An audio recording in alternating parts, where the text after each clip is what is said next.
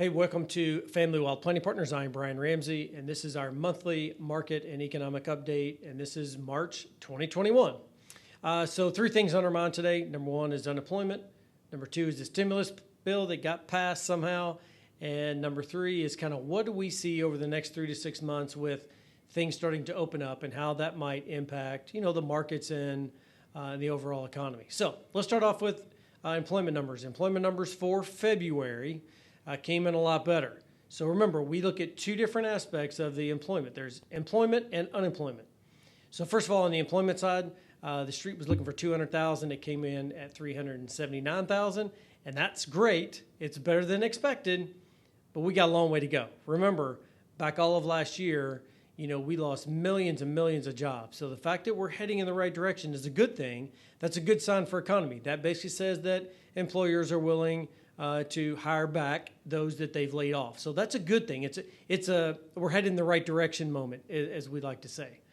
But the unemployment numbers continue to kind of trickle in at 700,000 a week. We'd like to see those numbers start to trickle down, but we'll just continue to watch both of those over the next 3 to 6 months. But what we're really looking for is as the summer starts to pick up and as the governor starts to really ease some of the restrictions, we need to see those employment numbers go up considerably. And that's what we're looking for. So that's it on the unemployment side. Number two, stimulus. This is a big one.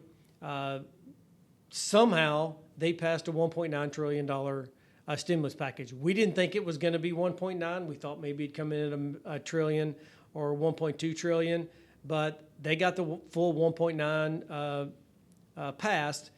What does that mean? Well, it just means that there's going to be more money in the economy.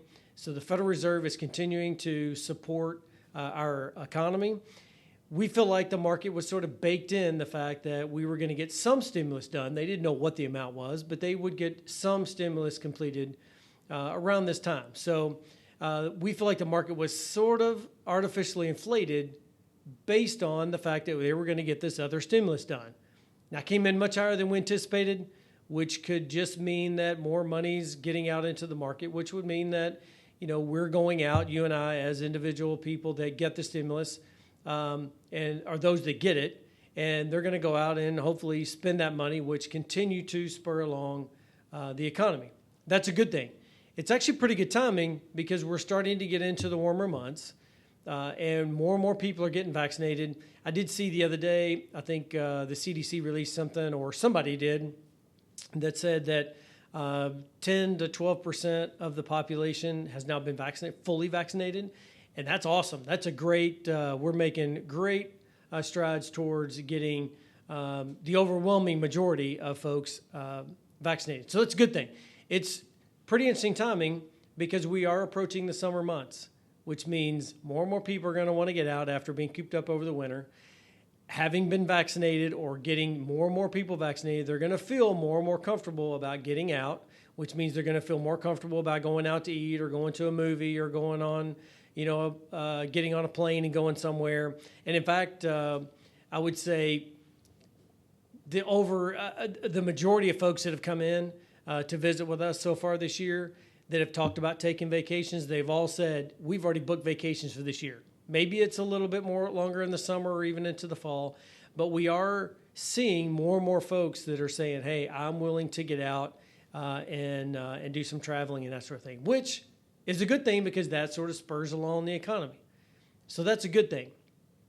The third thing that we want to address that we're sort of watching over the next 3 to 6 months is sort of what happens with the states as they start to ease some of these restrictions.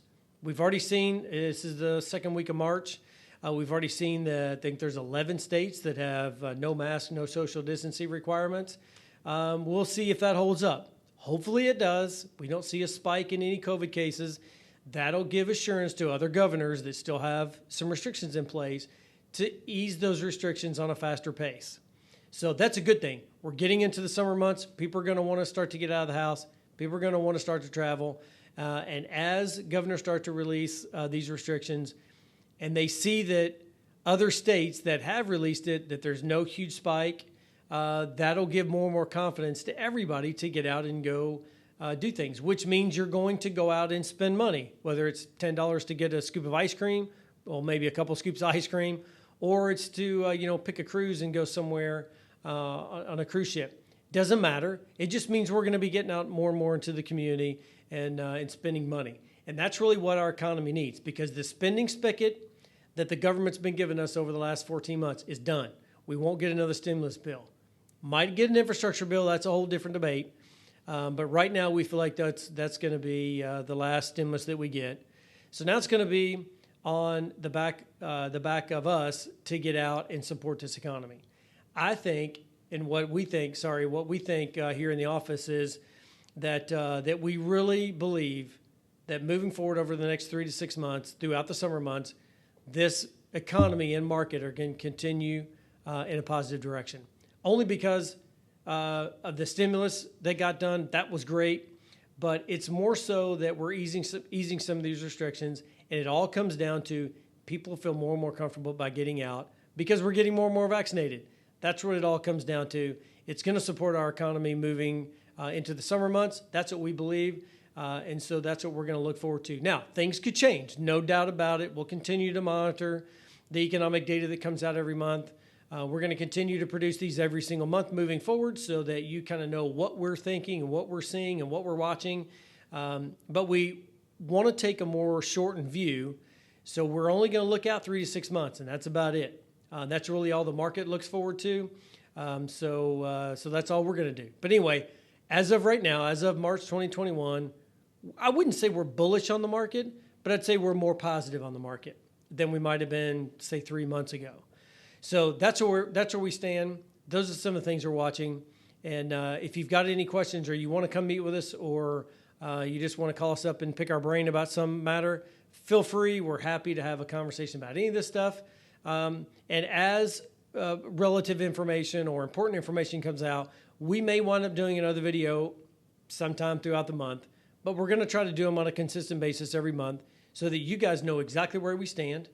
And if we do a portfolio adjustment, we're going to make a video about that as well. So we'll keep you guys up to speed about economic data and what we think and how we think about it. We're also going to keep you up to date on any portfolio adjustments that we might make or changes within that portfolio. So with that being said, thanks for watching. Make sure that you tune in every month. We'll have another one out in the 1st of April. If you've got any questions, please let us know. Otherwise, take care, be safe, and have a good early spring. The information given herein is taken from sources at IFP Advisors, LLC, doing business as Independent Financial Partners, IFP, IFP Securities, doing business as IFP, and its advisors believed to be reliable, but it is not guaranteed by us as to accuracy or completeness. This is for informational purposes only, and in no event should be construed as an offer to sell or solicitation of an offer to buy any securities or products. Please consult your tax and/or legal advisor before implementing any tax and/or legal-related strategies mentioned in this publication, as IFP does not provide tax and/or legal advice. Opinions expressed are subject to change without notice and do not take into account the particular investment objectives, financial situation, or needs of individual investors. This report may not be reproduced, distributed, or published by any person for any purpose without IFP's express prior written consent. Securities offered through IFP Securities, LLC, doing business as Independent Financial Partners, IFP, member of FINRA and SIPC. Investment advice offered through IFP Advisors, doing business as IFP, a registered investment advisor. IFP and Family Wealth Planning Partners are not affiliated. The information given herein is taken from sources that IFP Advisors, LLC, doing business as IFP, IFP Securities, LLC, doing business as IFP, and its advisors believed to be reliable, but it is not guaranteed by us as to accuracy or completeness. This is for informational purposes only, and in no event should be construed as an offer to sell or solicitation of an offer to buy any securities or products. Please consult your tax and/or legal advisor before implementing any tax and/or legal-related strategies mentioned in this publication, as IFP does not provide tax and/or legal advice. Opinions expressed are subject to change without notice and do not take into account the particular investment objectives, financial situation, or needs of individual investors.